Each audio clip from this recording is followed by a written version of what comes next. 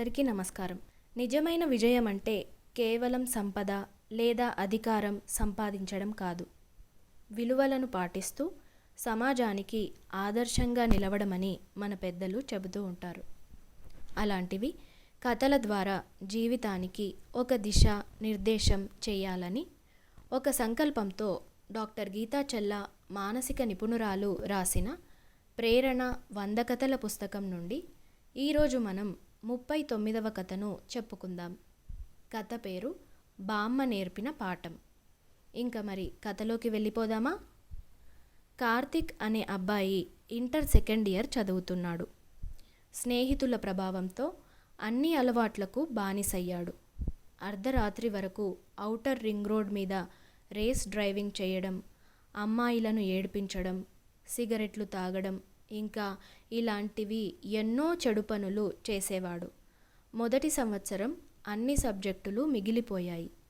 ఎవరైనా మంచి విషయం చెప్పబోతే వారితో వాదనకు దిగడం, తిట్టడం చేసేవాడు. కొడుకు ఈ విధంగా తయారవడంతో ఆ తల్లిదండ్రులు బాధపడని క్షణం లేదు. అది చూసిన బామ్మ ఎలాగైనా వాడికి బుద్ధి నేర్పాలని అనుకొని ఒకరోజు కార్తిక్ని పిలిచి ఈ సీసా విలువ ఎంత అని ఒక ఖాళీ సీసాను చూపించి అడిగింది. దానికి ఏముంది నానమ్మ, 5 రూపాయలే కదా అన్నాడు. ఇప్పుడు దీంట్లో పెట్రోల్ పోస్తే 50 రూపాయలు అన్నాడు.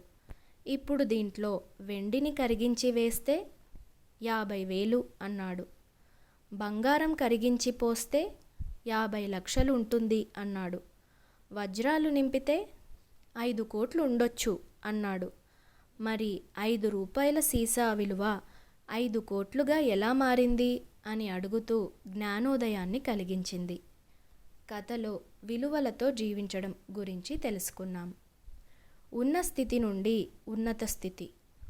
మామిడి పండ్ల విలువ వాసనతో తెలిసినట్టు, వంకాయ విలువ తొడిమెతో పెరిగినట్లు ఒక వ్యక్తి యొక్క విలువ అతని ప్రవర్తన, మాట, అలవాట్లు, పాటించే మానవ విలువల మీద ఆధారపడి ఉంటుంది. అందుకే నేటి యువత విలువల వలువలు ధరించి ఉన్న స్థితి నుండి ఉన్నత స్థితికి చేరాలని కోరుకుందాం. కలాం గారు చెప్పినట్లు మన భారత యువత భూమి మీద, భూమి కింద, ఆకాశంలో కూడా ఉన్న ఒక అద్భుతమైన శక్తి. మరి దానిని కాపాడుకుందాం. మీరు పాటించే విలువలు, మీలోని మంచి అలవాట్లు, మీలోని చెడు అలవాట్లు 5 చొప్పున రాయండి. ఇంతటితో ప్రేరణ 100 కథల పుస్తకం నుండి ఈరోజు మన 39వ కథ సమాప్తం.